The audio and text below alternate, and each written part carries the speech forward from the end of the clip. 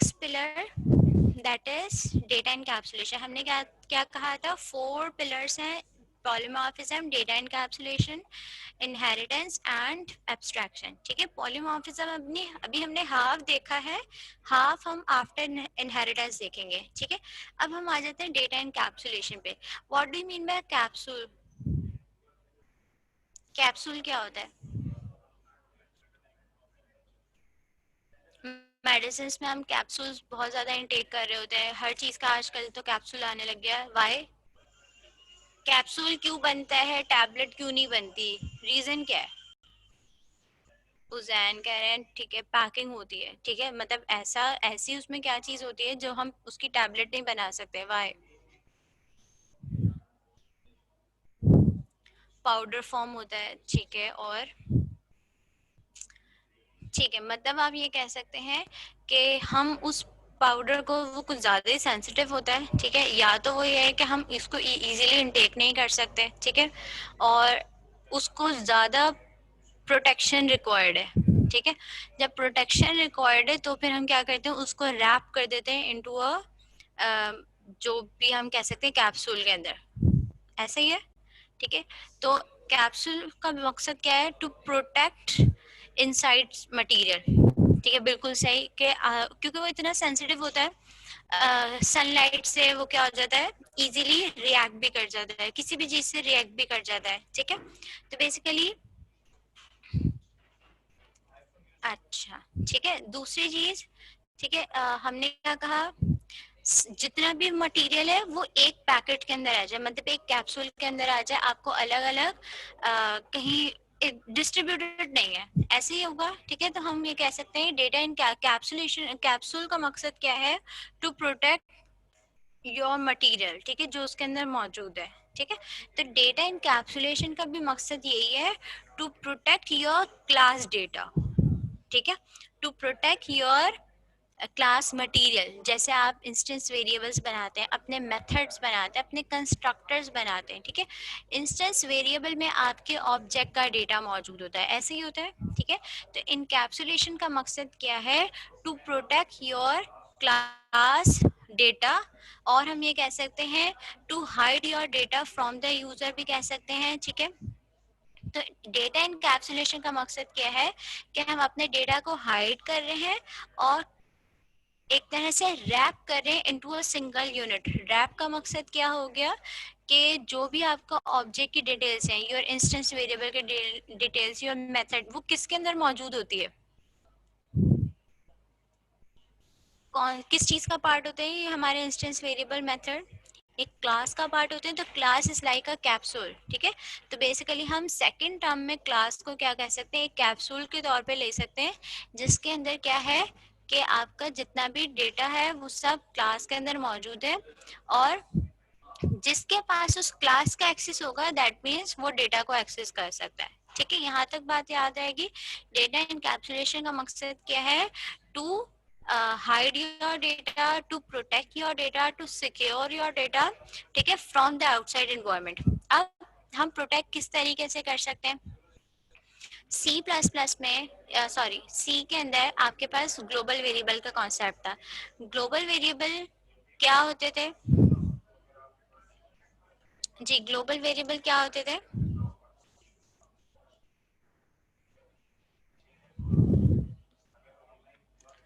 Global variable का मकसद क्या है?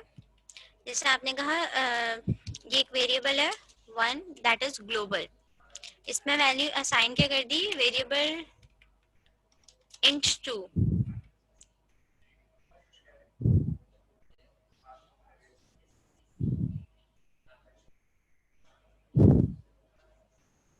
कहीं भी यूज कर सकते हैं, बिल्कुल सही.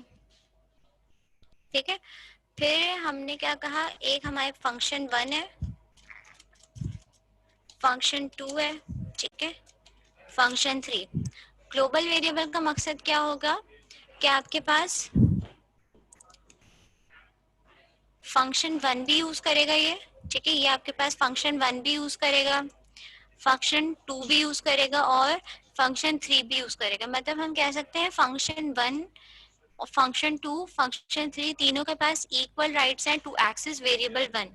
ऐसे ही है, ठीक है। तो ग्लोबल वेरिएबल्स का हमारे पास क्या मकसद, मसला क्या आ रहा था, हर कोई उसे एक्सेस कर रहा था। अगर लेट सपोज मैं चाहती हूँ कि फंक्शन 3 इसे एक्सेस ना करे, तो मेरे पास ऐसा कोई तरीका नहीं था जिससे मैं इस एक्सेस को स्टॉप कर सकूं, ठीक है।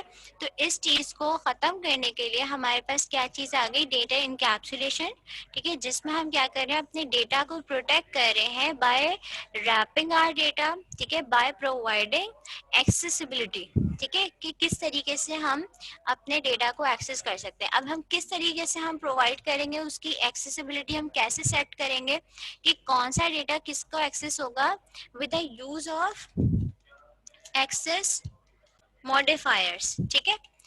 एक्सेस मॉडिफायर्स का मकसद क्या है कि हम ये डिफाइन कर रहे हैं कौन सा डेटा कहाँ कहाँ एक्सेस हो सकता है। जैसे आप अपनी फेसबुक पोस्ट करते हैं, तो फेसबुक पोस्ट में सबसे पहले आप उसकी प्राइवेसी सेट करते हैं कि प्राइवेट पोस्ट है, पब्लिक पोस्ट है, फ्रेंड्स ऑफ फ्रेंड्स पोस्ट है, ठीक है। तो इसी तरीके से हम अपने डेटा को भी क्या कर सकते हैं, प्राइवेसी सेट करते हैं, ठीक है। Access modifiers are the basically, हम ये कह सकते हैं, options to set the privacy of the data, ठीक है। एक्सेस मॉडिफायर्स का मकसद क्या है, these are the options to set the accessibility, to set the privacy of your data. अब पब्लिक का मकसद क्या होगा, your data is public and उसका मकसद क्या है कि हर कोई उस डेटा को एक्सेस कर सकता है। जैसे जब आप फेसबुक प्रोफाइल बनाते हैं, तो एक आपकी पब्लिक प्रोफाइल होती है, एक आपकी प्राइवेट प्रोफाइल होती है, और एक आपकी फ्रेंड्स ऑफ फ्रेंड्स प्रोफाइल होती है। पब्लिक प्रोफाइल का स्ट्रक्चर थोड़ा डिफरेंट होता है, उसमें सिर्फ आपकी प्रोफाइल फोटो, आपका थोड़ा बहुत अबाउट शो हो रहा होता है, और जो थोड़ी बहुत वो पब्लिक पोस्ट होती हैं वो शेयर हो रही होती हैं। वेयरएज फ्रेंड्स ऑफ फ्रेंड्स में आपकी सारी वो चीजें शेयर हो रही होती हैं जो आप फ्रेंड्स ऑफ फ्रेंड्स रखते हैं, और प्राइवेट में आपका कंप्लीट डिटेल्स आपकी शो हो रही होती हैं। ऐसे ही होता है, ठीक है। तो बेसिकली हम कह सकते हैं पब्लिक है, प्राइवेट है, ठीक है। जावा में हमारे पास प्रोटेक्टेड है और एक डिफॉल्ट है। अभी तक हम कोई भी ये तीनों मॉडिफायर्स यूज नहीं कर रहे थे, ना हम पब्लिक मॉडिफायर यूज कर रहे थे, ना हम प्राइवेट मॉडिफायर यूज कर रहे थे, ना ही हम प्रोटेक्टेड यूज कर रहे थे। ऐसे ही है, ठीक है। जब तीनों यूज नहीं कर रहे थे, तो बाय डिफॉल्ट उसकी एक्सेसिबिलिटी क्या जा रही थी, डिफॉल्ट जा रही थी, ठीक है। अब हमें ये नहीं पता कि डिफॉल्ट की एक्सेसिबिलिटी का मकसद क्या है। अब सपोज कर लें, अगर हम इसकी फेसबुक से एग्जांपल ले रहे हैं, ठीक है, तो फेसबुक में जो पब्लिक ऑप्शन होता है, सेम एज इट इज यहाँ पे भी पब्लिक ऑप्शन का मकसद यही है कि हर कोई एक्सेस कर सकता है। फेसबुक में जो ओनली मी का ऑप्शन होता है, यहाँ पे हमारे पास कौन सा ऑप्शन है, प्राइवेट का। प्रोटेक्टेड में आप कह सकते हैं, ठीक है, me and friends of friends, ऐसे कह सकती हूँ मैं, ठीक है। आपके पास प्रोटेक्टेड में, प्रोटेक्टेड जो फेसबुक में ऑप्शन होता है फ्रेंड्स ऑफ फ्रेंड्स का, उसमें आप तो एक्सेस कर सकते हैं, लेकिन साथ साथ आपके फ्रेंड्स के भी फ्रेंड एक्सेस कर रहे होते हैं। ऐसे ही होता है, जो आपसे लिंक में और जो उनसे लिंक में, ठीक है। डायरेक्ट और इनडायरेक्ट लिंक्स आपके डेटा को एक्सेस कर सकते हैं। तो प्रोटेक्टेड मेंबर का यही मकसद है, जो आपसे लिंक में होगा डेटा, ठीक है, और जो आपकी क्लास से लिंक में डेटा होगा ना, वो प्रोटेक्टेड मेंबर एक्सेस करेगा। ये भी मॉडिफायर हम उस वक्त ज्यादा देखेंगे जब हम इनहेरिटेंस कर लेंगे, ठीक है। और डिफॉल्ट का मकसद क्या है, मी एंड फ्रेंड्स। क्लियर है बात यहाँ तक? डिफॉल्ट का मकसद क्या हो गया, मी एंड योर फ्रेंड्स, ठीक है। इसका मकसद क्या है, आप और आपके फ्रेंड्स। फ्रेंड्स ऑफ फ्रेंड्स वाला ऑप्शन यहाँ पे मौजूद नहीं होगा डिफॉल्ट में, ठीक है। यहाँ तक बात? Yes ma'am. ठीक है, इसमें हम एक और भी डाल देते हैं, me friends and friends of friends, ठीक है। इसमें यस तीन मैम। चीजें आ गई।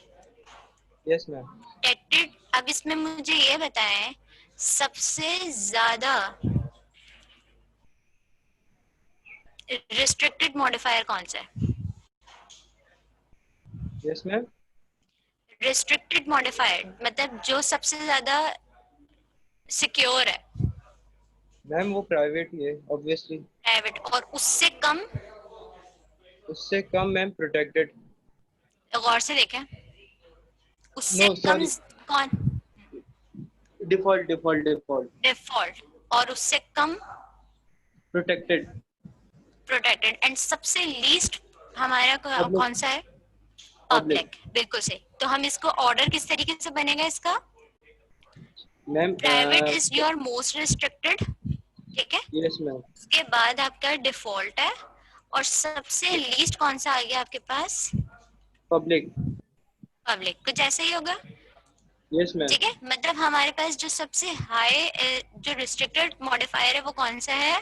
प्राइवेट मॉडिफायर, ठीक है। Yes ma'am. और जो सबसे उससे नेक्स्ट जिसकी एक्सेसिबिलिटी थोड़ी ज्यादा है वो क्या? डिफॉल्ट है, then protected, and then public. Public का मकसद एवरीवन। क्लियर है बात यहाँ तक? Yes ma'am. Protect your data, और हम अपने प्रोटेक्ट किस तरीके से कर सकते हैं? With the use of access modifiers. Access modifiers के अंदर आपके पास तीन चार चीज, चार फोर मॉडिफायर्स हैं। First is public, sorry private, default, protected and public.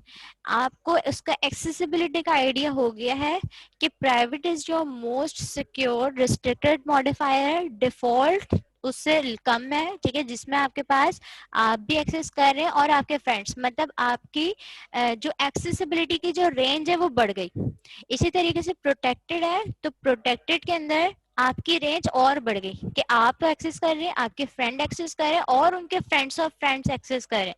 तो मतलब आपका डेटा पब्लिक की तरफ जा रहा है, मतलब डेटा थोड़ा कॉमन है, कॉमन कह रही हूँ, ज्यादा एक्सेसिबल है। इसी तरीके से पब्लिक की बात की जा रही है, तो पब्लिक का मकसद हर कोई, ठीक है, ग्लोबल, वो same as it is global variable का कॉन्सेप्ट हो जाएगा, क्योंकि ग्लोबल वेरिएबल भी हर कोई एक्सेस कर सकता था। इसी तरीके से पब्लिक वेरिएबल्स भी क्या हो जाएंगे आपके? हर कोई एक्सेस कर सकते हैं। अब ये एक्सेसिबिलिटी हम क्यों डिफाइन कर रहे हैं? रीजन, वजह इन एक्सेसिबिलिटी को डिफाइन करने की।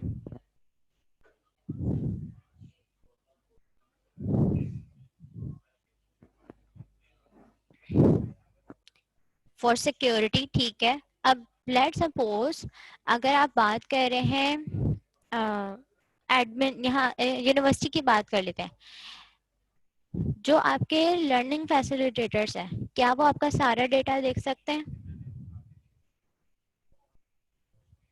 जो आपके लर्निंग फैसिलिटेटर्स हैं, नहीं, वो सिर्फ क्या दे सकते हैं? आपकी डिटेल्स देख सकते हैं, आप कौन, क्या नाम है, आपकी आईडी क्या है, आपका सेमेस्टर क्या है, एंड सो ऑन, ठीक है।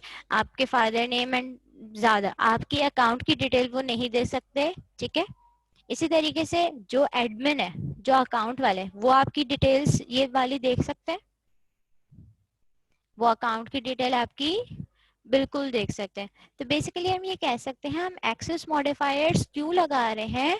टू डिवाइड द राइट्स, ठीक है, to divide the rights. Basically हम क्या चाहते हैं कि हम अपने अकॉर्डिंग टू द राइट्स काम करें। अगर जो आपका, जैसे आपका नाम है, आपकी आईडी है, आपका सेमेस्टर है, वो डेटा हम चाहते हैं हर कोई एक्सेस कर सके, तो उसको हम क्या कर देंगे? पब्लिक बना देंगे।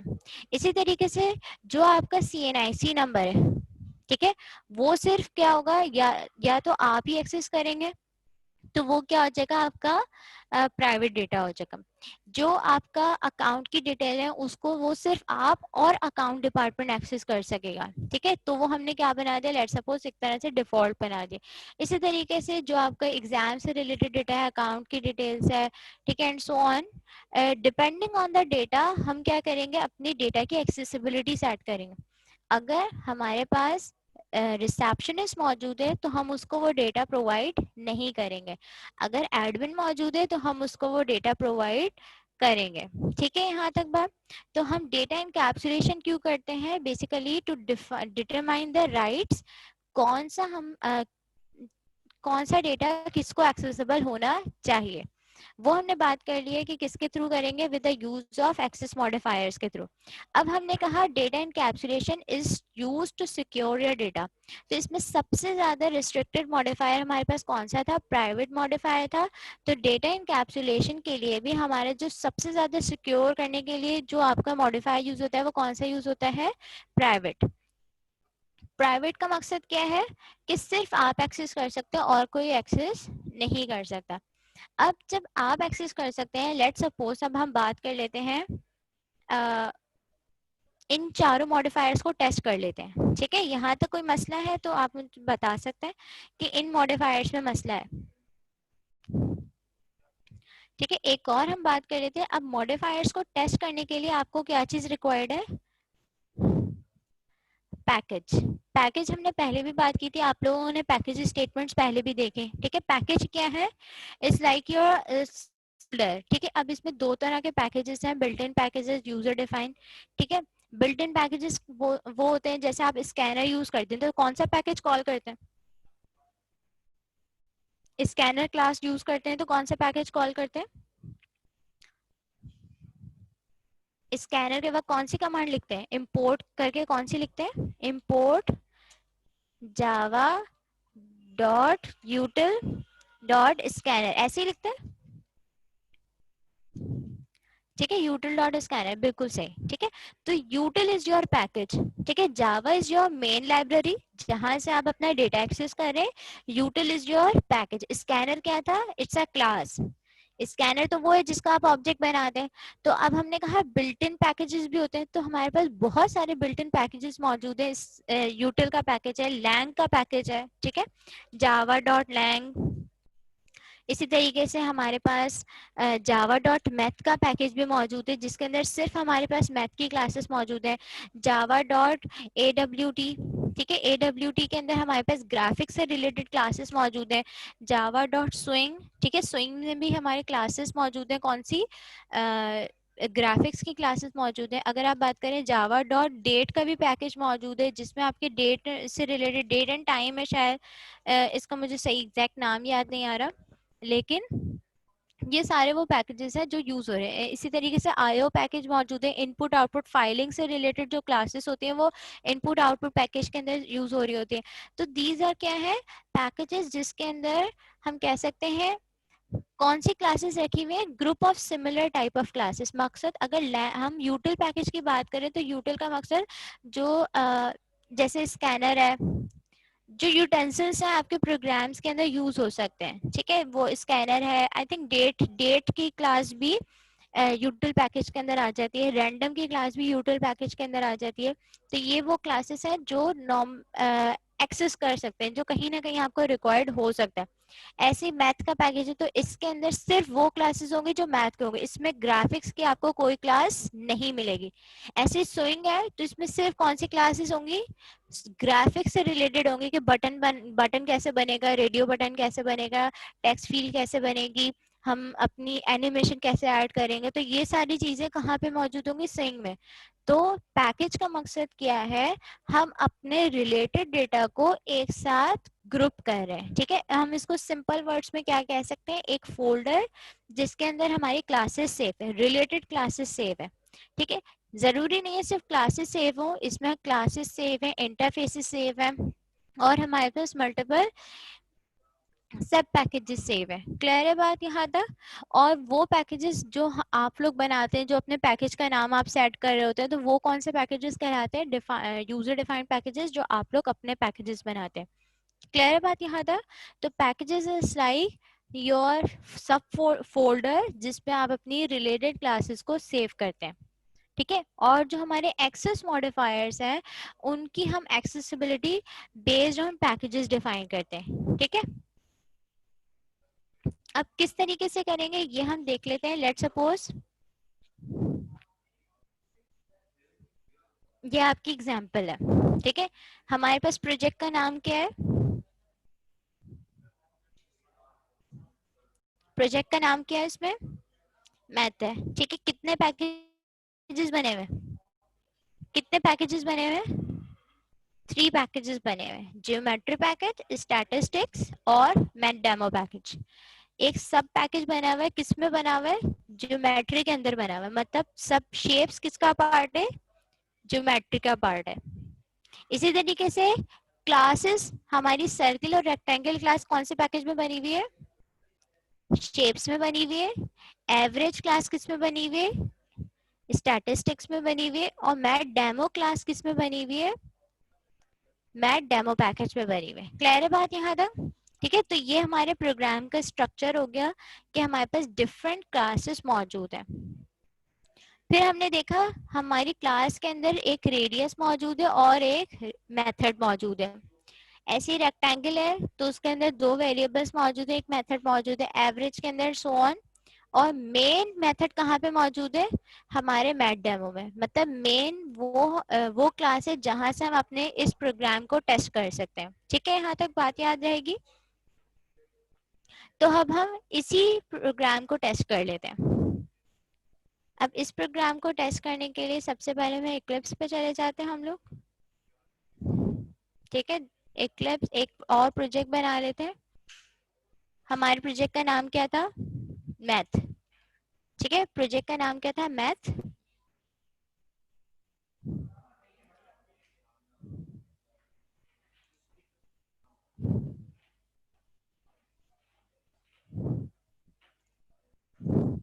ठीक है, यहाँ पे एक मिनट एक मिनट, एक और हम किसी और नाम से बना लेते हैं, पहले से पैकेज मौजूद है। ठीक है, मैथ क्लास। ठीक है, मैथ क्लास के नाम से हमने पैकेज प्रोजेक्ट बना लिया। ठीक है, अभी हमारे सोर्स फोल्डर में कोई भी पैकेज मौजूद नहीं है, तो हमें कितने पैकेजेस बनाने हैं? 3 packages. New packages is your folder, तो सबसे पहले हम पैकेज बना लेंगे। ठीक है, फर्स्ट योर ज्योमेट्री पैकेज। ठीक है, अभी हमारे पास व्हाइट के अंदर नजर आ रहा है, तो व्हाइट का मकसद क्या है? अभी इसमें कोई क्लासेस मौजूद नहीं है। फिर हमें कौन सा पैकेज बनाना है? कौन सा था? स्टैटिस्टिक्स का। ठीक है, फिर हमारे पास कौन सा था? Math demo. ठीक है, पैकेज। ठीक है, अब हमने कहा था ज्योमेट्री के अंदर सब पैकेज मौजूद था, दैट इज टेस्ट का, सॉरी शेप्स का। ठीक है, तो किस तरीके से बनाएंगे? हम पैकेज पे गए, पैकेज पे जाके new and then geometry as it is रखा रहेगा, डॉट करके योर पैकेज नेम। ठीक है, तो ये क्या रेफर कर रहा है कि ज्योमेट्री के अंदर हमारे पास शेप्स पैकेज बना हुआ है, तो शेप इज योर सब package of the geometry package. Dot refers, dot is basically the notation जो क्या रिप्रेजेंट कर रही है? सब पैकेज को रिप्रेजेंट कर रही है। ठीक है, तो यहाँ पे मेरे पास ज्योमेट्री डॉट शेप्स भी आ गया। मुझे क्लास कौन सी कहाँ पे बनानी थी? ज्योमेट्री में बनानी थी, ज्योमेट्री डॉट शेप्स में बनानी थी।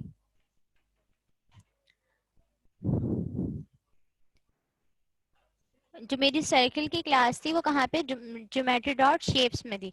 तो अब हम क्लास बना लेंगे, दैट इज सर्किल क्लास। ठीक है, सर्किल की क्लास बन गई।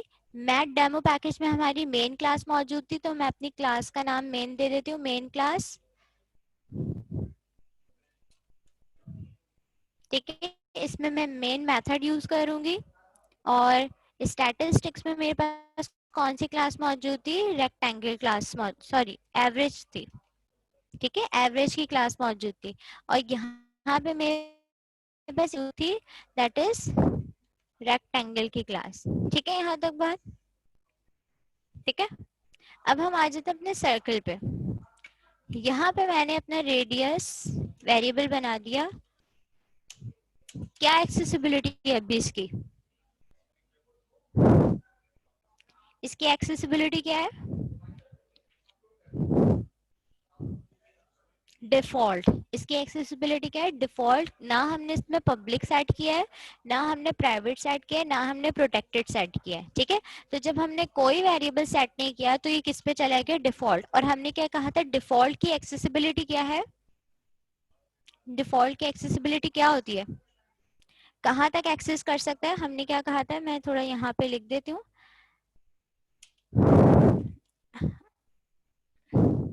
चले इसको हम यहाँ पे लिख देते हैं।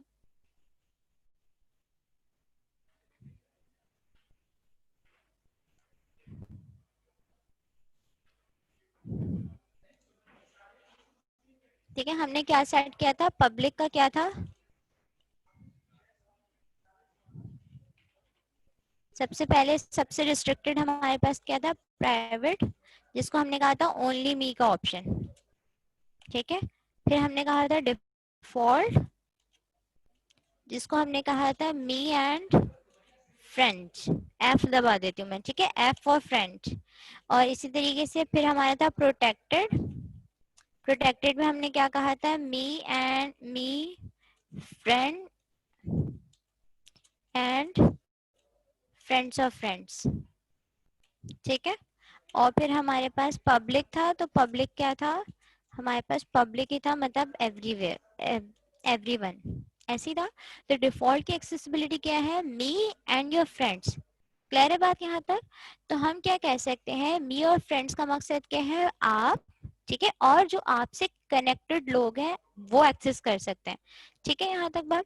तो अगर हम बात करें इस रेडियस की, तो radius is now default member का मकसद क्या हुआ कि जो सर्किल में एक्सेस हो सकता है, जो सर्कल से कनेक्टेड लोग हैं। सर्कल से कनेक्टेड लोग कौन से हैं,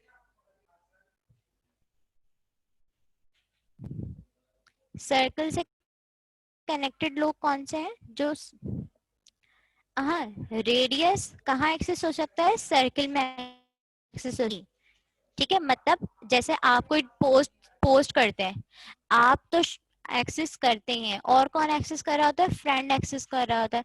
तो इसका मकसद क्या है, जो सर्किल हो गए वो आपकी प्रोफाइल हो गई, ठीक है, और जो सर्किल के फ्रेंड हो गए, जो आपके फ्रेंड हो गए, वो कौन हो गए, रेक्टेंगल, जो उस सेम पैकेज के अंदर मौजूद है।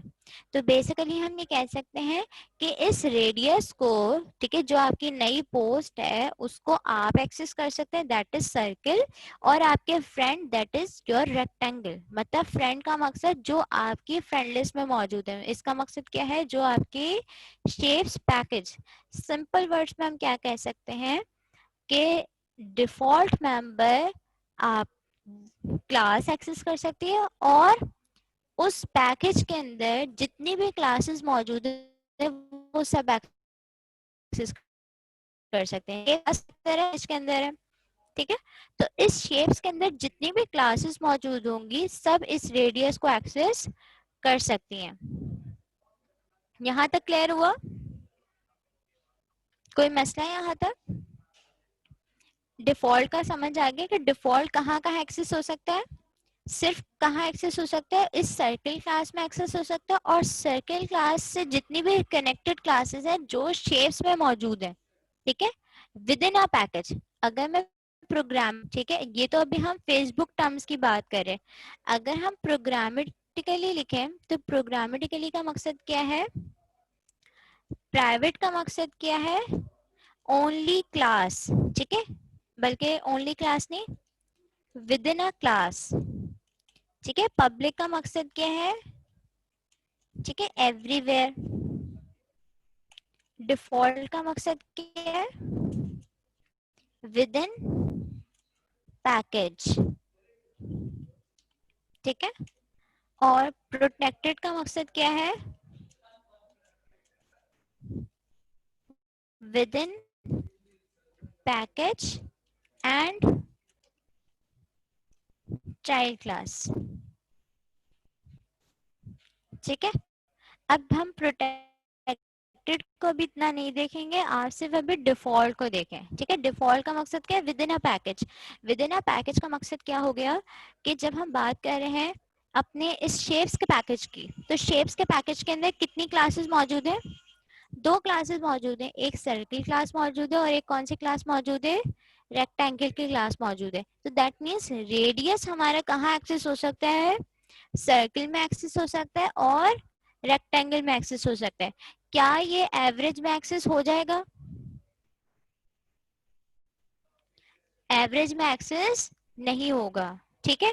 क्यों, क्योंकि वो क्या हो गया, शेप्स के बाहर हो गया, आउटसाइड द पैकेज हो गया। तो हमने क्या कहा, radius outside the package access नहीं हो सकता। क्यों नहीं हो सकता, क्योंकि इसकी एक्सेसिबिलिटी क्या सेट है, डिफॉल्ट। अगर इसको टेस्ट करना चाहें तो लेट सपोज टेस्ट करने के लिए मैं यहाँ आ गई अपने रेक्टेंगल की क्लास में, इसमें मैंने एक टेस्ट का मेथड बना दिया, वॉइड टेस्ट, ठीक है, जिसमें मैं अपने मेथड को एक्सेस करूंगी, सॉरी रेडियस को एक्सेस करेंगे।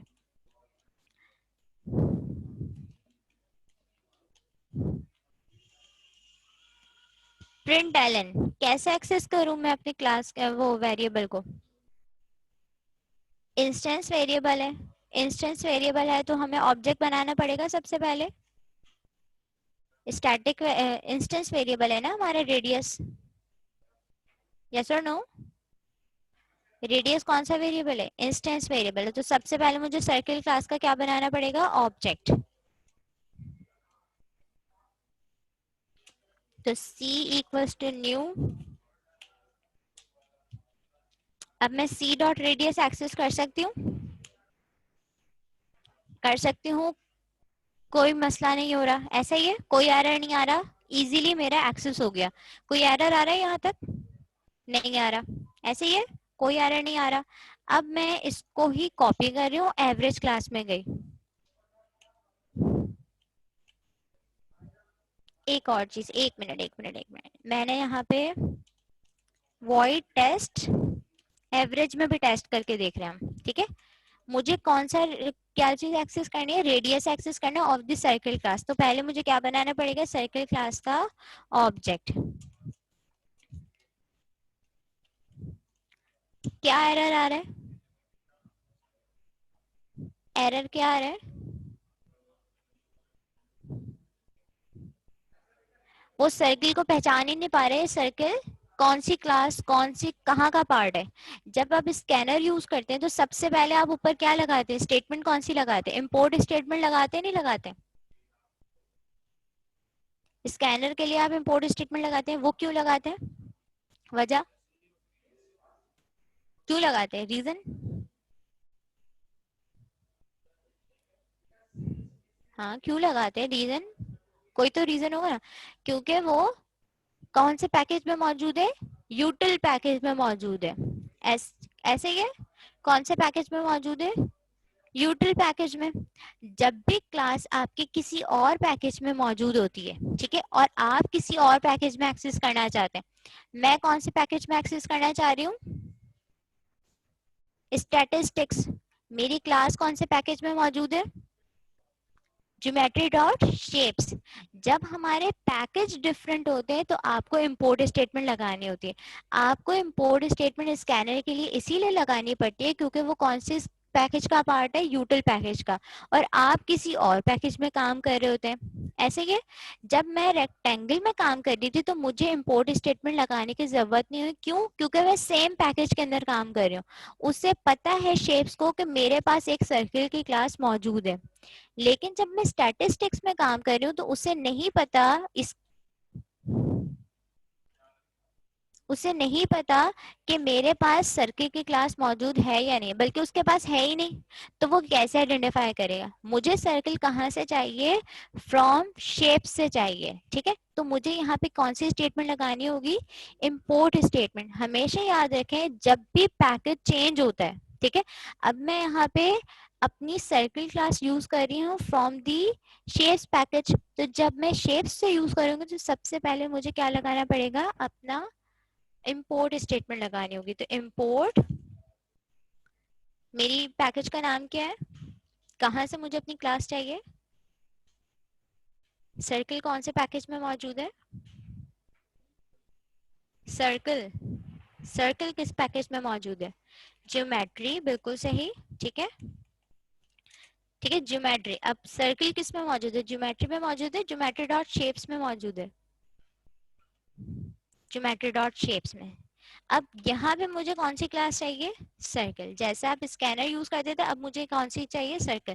तो जैसे ही मैंने इंपोर्ट स्टेटमेंट लगाई मेरा एरर रिमूव हो गया। तो इसका मकसद क्या हो गया? मैंने कनेक्शन बिल्ड कर दिया इस पैकेज का विद दिस पैकेज। उसे एक बता दिया कि ये मेरी सर्कल क्लास कौन सी लाइब्रेरी कौन से पैकेज से आ रही है? शेप से, शेप्स के पैकेज से आ रही है। अब मैं अब रेडियस को एक्सेस करके देखते हैं, क्या रेडियस एक्सेस हो जाएगा?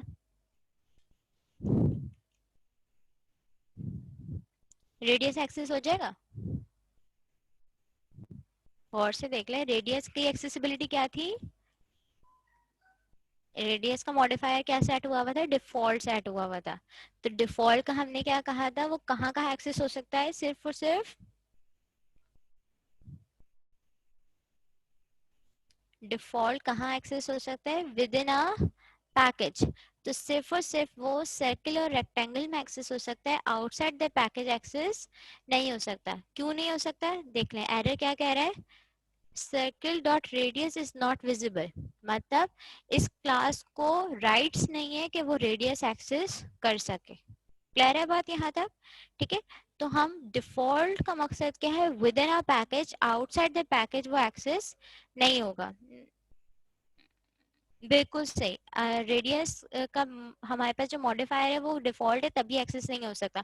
अगर मुझे इसे एक्सेस करना होगा तो मुझे क्या करना चाहिए, इसको यहाँ पे इसकी एक्सेसिबिलिटी क्या सेट करूं, मुझे वहां पे एक्सेस करना है, एवरेज में एक्सेस करना है, तो मुझे क्या करना चाहिए, इसको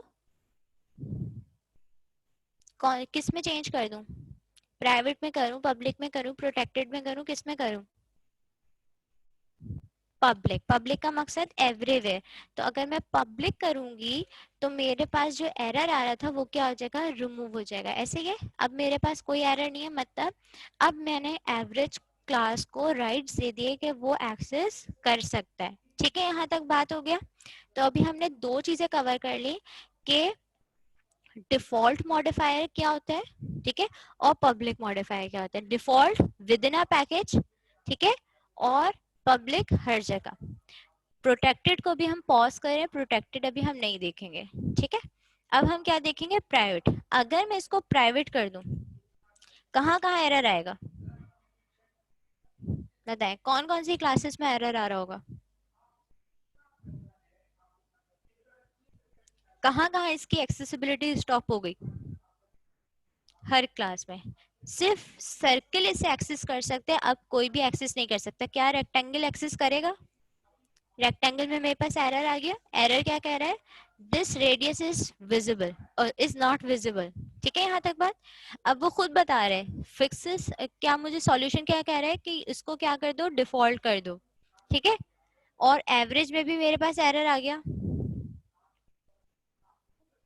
एक मिनट इसको मैं सेव करूं, ठीक है। एवरेज में भी मेरे पास एरर आ गया कि मेरे पास ये विजिबल नहीं है। तो मतलब अगर प्राइवेट मॉडिफायर होगा तो मैं किसी भी क्लास में एक्सेस नहीं कर सकती एक्सेप्ट उसकी अपनी क्लास। ये रेडियस वेरिएबल सिर्फ अपनी क्लास में एक्सेस हो सकता है, बाकी किसी और क्लास में एक्सेस नहीं हो सकता। अब जब एक्सेस नहीं हो सकता तो मुझे कोई और तो वे निकालना पड़ेगा ना एक्सेस करने के लिए, ऐसे है या नहीं है। प्राइवेट मेंबर को एक्सेस करने के लिए हमारे पास दो चीजें मौजूद हैं, सेटर एंड गेटर्स। ठीक है, सेटर और getters, these are public methods. कौन से मेथड्स हैं, पब्लिक मेथड्स, ताकि हर जगह हमारा डेटा एक्सेस हो सके। अब इसका बेनिफिट है, ठीक है। लेट सपोज ये तो भी हम रेडियस पे काम कर रहे हैं। लेट सपोज आपका बैलेंस, कोई अकाउंट है, अकाउंट की क्लास है, आपकी बैलेंस का वेरिएबल है। हम हमेशा बैलेंस के वेरिएबल को प्राइवेट रखेंगे। क्यों रखेंगे प्राइवेट, वाई, रीजन, जी प्राइवेट क्यों रखते हैं हम बैलेंस के वेरिएबल को, वजह, कोई तो खास वजह होगी प्राइवेट रखने की। जी बैलेंस का, अगर अकाउंट का वेरिएबल आपकी क्लास है, बैलेंस का वेरिएबल अगर मैं पब्लिक रखूं तो क्या होगा, चलिए सपोज कर लेते हैं इकरा यूनिवर्सिटी है, इसके अकाउंट का एक्सेस आप सबको हो गया, दैट इज पब्लिक हो गया। सपोज कर लिया इकरा यूनिवर्सिटी, इसका अकाउंट का एक्सेस पब्लिक हो गया, क्या करेंगे सब, अकाउंट में कोई पैसे बचेंगे या नहीं बचेंगे, हर कोई एक्सेस कर सकेगा, ठीक है। मतलब हर कोई अकाउंट से पैसे निकालेगा और रख देगा, उस किसी को पता भी नहीं चलेगा। डिफॉल्ट करेंगे तो चलें, डिफॉल्ट तो होगा भी, ठीक है, मतलब कुछ लोगों के पास एक्सेस होगा, कुछ लोगों के पास एक्सेस नहीं होगा, ठीक है। और अगर मैं प्राइवेट कर दूं तो प्राइवेट का मकसद क्या होगा, सिर्फ ओनर एक्सेस कर सकता है, बाकी कोई एक्सेस नहीं कर सकता, ठीक है। इवन बैंक तक एक्सेस नहीं कर सकता। फिर अब क्या करेंगे जब बैंक एक्सेस नहीं कर सकता, तो किस तरीके से हम अपना डेटा अपडेट करेंगे, कैसे अपडेट नहीं होगा, हाउ?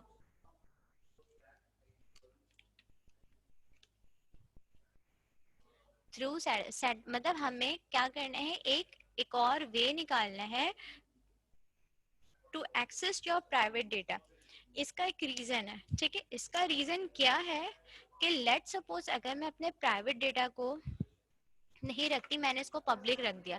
पब्लिक का मकसद क्या है, इसको हर कोई एक्सेस कर सकता है और आपको पता भी नहीं चलेगा कि किसने एक्सेस किया है, ऐसे ही है, ठीक है। हम प्राइवेट क्यों रख रहे हैं, टू मेंटेन आवर सिक्योरिटी, ठीक है। अब लेट सपोज अगर मेरा पब्लिक होता, ठीक है, आपका बैलेंस है, आपका अकाउंट है, ठीक है, मुझे पता है आपका बैलेंस का वेरिएबल पब्लिक है, आपने एक्सेस किया 10,000 रुपए निकाले, मैंने एक्सेस किया मैंने 50,000 निकाल लिए, क्या आपको नोटिफिकेशन आएगी?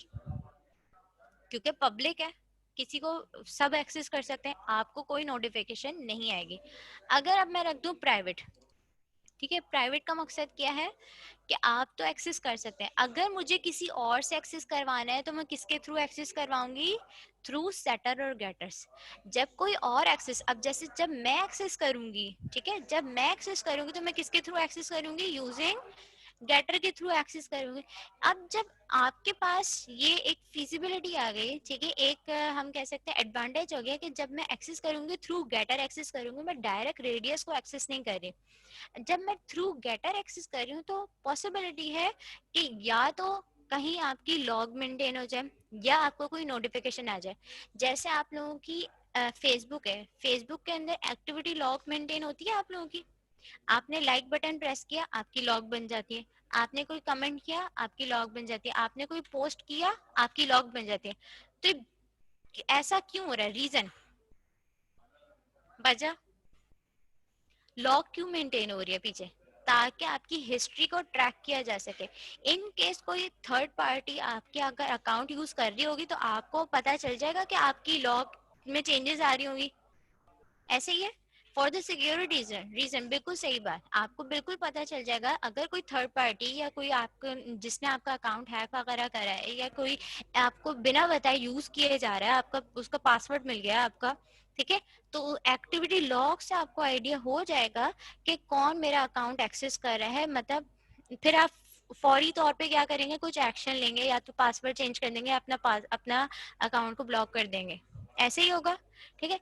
तो बेसिकली हम ये कह सकते हैं कि हम सेटर गेटर्स, एक रीजन तो ये है टू हाइड आवर डेटा, ठीक है, दूसरा रीजन क्या है, to maintain the security logs, ताकि हम कोई नोटिफिकेशन दे सकें, ताकि हम कोई लॉग मेंटेन कर सकें। अब ये सेटर गेटर्स का मकसद क्या है, सेटर का मकसद to set your value for the private variable, और गेटर का मकसद to get value from the private variable. अब अगर मुझे रेडियस का सेटर बनाना है तो सेटर का हमने क्या कहा, टू सेट योर वैल्यू। तो क्या मुझे वैल्यू सेट करने के लिए रिटर्न टाइप कुछ लगाने की जरूरत है, वॉइड लगाऊं, कोई मसला तो नहीं। सेट रेडियस, मैंने नाम क्या दे दिया, सेट रेडियस नाम, ठीक है, नाम हम normally set radius, get radius इसी तरीके से देंगे। सेट रेडियस का मकसद क्या हो गया कि मुझे वैल्यू चाहिए, तो मुझे किस पे काम करना है, मुझे यूजर से वैल्यू चाहिए। सेटर का मकसद क्या हो गया कि मुझे वैल्यू चाहिए, तो मैं वैल्यू कहाँ से लूंगी, यूजर से लूंगी। तो यूजर मुझे वैल्यू कहाँ पे पास करेगा, पैरामीटर में पास करेगा, ऐसे ही होगा। तो मेरे पास रेडियस किस टाइप का है, डबल टाइप का, तो यूजर भी वैल्यू किसकी टाइप, किसकी पास करेगा, डबल की पास करेगा, तो डबल रेडियस, ठीक है। जैसे आप कंस्ट्रक्टर में वैल्यू सेट करते हैं, अच्छा स्कैनर वाला काम करता, या भी क्या लिख रहे हैं मोहम्मद, वाला काम करता, ये भी मिस। अच्छा मैंने आपको पहले भी बताया था स्कैनर हम क्लास में यूज नहीं करते, हम कहाँ यूज करेंगे, अगर आपको स्कैनर यूज करना है तो आप पैरामीटर में स्कैनर से वैल्यू लेके पास करेंगे, ऐसे ही था जब हम कंस्ट्रक्टर के अंदर वैल्यू पास कर रहे थे तो पहले हमने स्कैनर से वैल्यू ली थी, फिर हमने कंस्ट्रक्टर में पास किया था। इसी तरीके से जब आप सेटर के अंदर कोई वैल्यू सेट कर रहे हैं तो इसमें पहले आप स्कैनर से वैल्यू ले लेंगे, फिर आप एज एन पैरामीटर पास करेंगे, ठीक है। तो स्कैनर का काम हम क्लास में नहीं करेंगे। Keep in mind, inputs inputs और अपनी कोडिंग को अलग अलग रखें, ठीक है, तो ही आपका कोड थोड़ा मैनेजेबल रहेगा, ठीक है। अदरवाइज क्या होगा, थोड़ा मैसअप हो जाएगा, आपको बाद में समझने में मसला होगा, ठीक है। तो ये हमारा यूजर से इनपुट आ गया। हम वैल्यू कहाँ असाइन करेंगे इसकी, अपने प्राइवेट वेरिएबल पे, ताकि वैल्यू क्या हो जाए, मेरी सेट हो जाए फॉर द रेडियस, जैसे हम कंस्ट्रक्टर में सेट करते थे, ठीक है। तो ये मेरा क्या बन गया, सेटर बन गया। इसी तरीके से गेटर का मकसद क्या है, टू गेट योर वैल्यू। क्या वैल्यू मुझे पैरामीटर से वैल्यू गेट होती है या रिटर्न टाइप से वैल्यू गेट होती है? वैल्यू मुझे कहाँ से गेट होती है, पैरामीटर पे काम करूं या रिटर्न टाइप पे काम करूं? रिटर्न टाइप पे। तो किस टाइप, रिटर्न टाइप पे ना, रिटर्न टाइप से हमें वैल्यू मिलती है ना, पैरामीटर से तो वैल्यू हमारी इनपुट होती है, इनपुट हो गए, हमने मेथड पे वैल्यू सेट कर दी अपने वेरिएबल पे, हमारा काम खत्म हो गया। अब जब मुझे रिटर्न करवाना है, मुझे वैल्यू चाहिए, तो मुझे किस पे काम करना होगा, अपने रिटर्न टाइप पे। तो क्या मुझे इसकी वॉइड रखनी चाहिए या कोई और डेटा टाइप की रखनी चाहिए? डबल रखनी चाहिए, बिल्कुल, क्योंकि मेरे पास वैल्यू जो वेरिएबल है वो किस डेटा टाइप का है, डबल टाइप का है, ठीक है। तो जब वो वैल्यू रिटर्न करेगा तो वैल्यू भी किस फॉर्म में करेगा, डबल फॉर्म में करेगा। तो double will be your return type. और get radius is the method name. Input pass करने की जरूरत है मुझे, इनपुट पास करने की जरूरत है? इनपुट पास करने की कोई जरूरत नहीं है, क्योंकि हम वैल्यू गेट कर रहे हैं, ठीक है। और रिटर्न टाइप पे काम कर रहे हैं तो हम रिटर्न स्टेटमेंट यूज करेंगे। क्या चीज रिटर्न करेंगे, अपना रेडियस,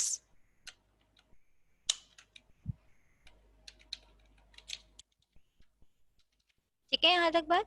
अब इट टोटली डिपेंड्स कि या तो आप सिर्फ ये काम लिखें या फिर एक आप एक्टिविटी लॉग भी मेंटेन करते जाएं साथ साथ, जैसे आपने लिखा एस आउट के अंदर कि योर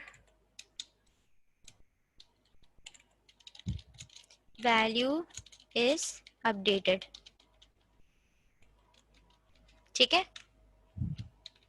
आपने यहाँ पे एक और स्टेटमेंट पास कर दी, वैल्यू रिटर्न, ठीक है। तो बेसिकली हम मेथड्स के थ्रू अपनी लॉग भी मेंटेन कर सकते हैं, साथ साथ हम मल्टीपल एक्शन भी परफॉर्म करवा सकते हैं। हो सकता है मैं यहाँ पे कोई नोटिफिकेशन का कोड डाल दूं, ठीक है, नोटिफिकेशन का कोड डाल दूं ताकि आपको पता चल जाए कि हाँ मेरा किसी ने रेडियस अपडेट कर दिया। इसी तरीके से वैल्यू कोई जब एक्सेस करे तब मैं कोई नोटिफिकेशन का यहाँ पे कोड को कॉल कर दूं, ताकि मुझे अगेन आइडेंटिफाई हो सके कि मेरा किसी ने डेटा एक्सेस किया है। क्लियर है बात यहाँ तक? तो हमारी सिक्योरिटी क्या हो गई, थोड़ी और स्ट्रांग हो गई कि मुझे अपना पता चल रहा है कि मेरा डेटा कहाँ कहाँ एक्सेस हो रहा है। क्लियर है बात यहाँ तक? ठीक है। तो प्राइवेट मेंबर बनाने का ये बिल्कुल मकसद नहीं है कि मैं सराउंडिंग से अपना डेटा हाइड कर दूं। मुझे डेटा हाइड नहीं करना, ठीक है। मुझे इस तरीके से डेटा बनाना है ताकि मेरा डेटा आउटसाइड एनवायरनमेंट में अगर यूज हो तो वो सिक्योरिटी उसकी मेंटेन रहे। प्राइवेट इस मेंबर इस हम क्यों बना रहे हैं, टू सिक्योर आवर डेटा, ठीक है। ना कि हम ऐसा कहेंगे कंप्लीटली हम उसे हाइड कर दें कि कोई उसे एक्सेस ही ना कर पाए, ठीक है, ऐसा नहीं है, ठीक है। क्लियर है बात यहाँ तक? बन जाएंगे सेटर गेटर्स। अच्छा, हम सेटर गेटर का दूसरा नाम एक्चुएटर्स और म्यूटेटर्स भी होता है, ठीक है। तो अगर आपको कहीं एक्चुएटर्स और म्यूटेटर्स कहीं नजर आए तो वो भी आप उसका मकसद भी क्या है, सेटर